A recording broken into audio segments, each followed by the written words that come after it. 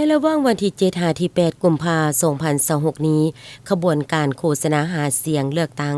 สมาชิกสภาแห่งชาติสุดที่ 10 อยู่เขตเลือกตั้งที่ 11 แขวงบริคำไซได้ดำเนินการเคลื่อนไหวโฆษณาหาเสียงอยู่ที่เมืองท่าพระบาทอย่างเป็นขบวนการฟุดฟื้น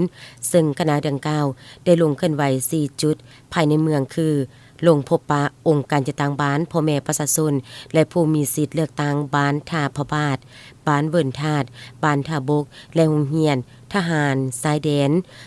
712ภายใต้การนำพาขบวนของทานกองแก้วใส่สงครามกรรมการศูนย์กลางพรรคประธานสถาบันวิทยาศาสตร์เศรษฐกิจสังคมแห่งชาติและเป็นผู้สมัครรับเลือกตั้งสมาชิกสภาแห่งชาติสุดที่ 10 เบอร์ 1 ประจำเขตเลือกตั้งที่ 11 แขวงบริคำไซให้เกียรติเข้าร่วมกระบวนการลงพบปะโฆษณาหาเสียงอยู่ที่เมืองท่าพระบาทในครั้งนี้มีทานผู้วงพิมพ์สอน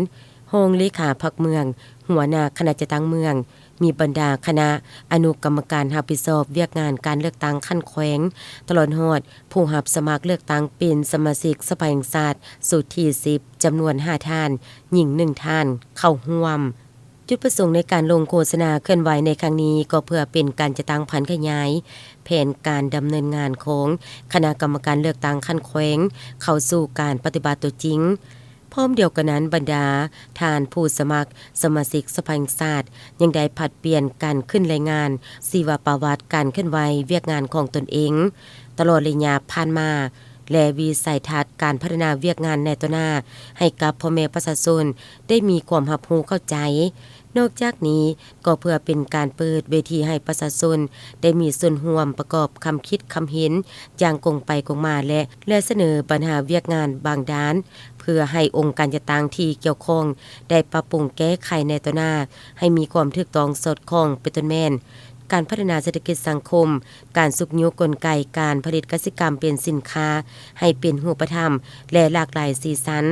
การแก้ไขปัญหาค่าครองชีพการปรับปรุงพื้นฐานโครงสร้างและเวียกงานในด้านอื่นๆอีกจำนวนหนึ่งในการลงเคลื่อนไหวโฆษณาหาเสียงอยู่ที่เมืองท่าพระบาทในครั้งนี้คณะรับผิดชอบเวียกงานการเลือกตั้งยังได้เรียกร้องมายังพ่อแม่ประชาชนซึ่งก็คือผู้มีสิทธิ์ในการเลือกตั้งจึงได้ยกสูงความรับผิดชอบและเป็นเจ้าการพร้อมกันปฏิบัติพันธะพลเมืองด้วยการไปใส่สิทธิ์ป้อนบัตรให้ครบถ้วนเห็นให้ขบวนการเลือกตั้งสมาชิกสภาแห่งชาติสุดที่ 10 และสมาชิกสภาประชาชนคันแขวงสุดที่ 5ในวันที่22 กุมภาพันธ์ 2026ที่จะมาถึงกลายเป็นปังบุญใหญ่ของชาติและดำเนินไปด้วยบรรยากาศที่มีความหมายความสำคัญอย่างลึกซึ้งและหับประกัน400 เส้นหอย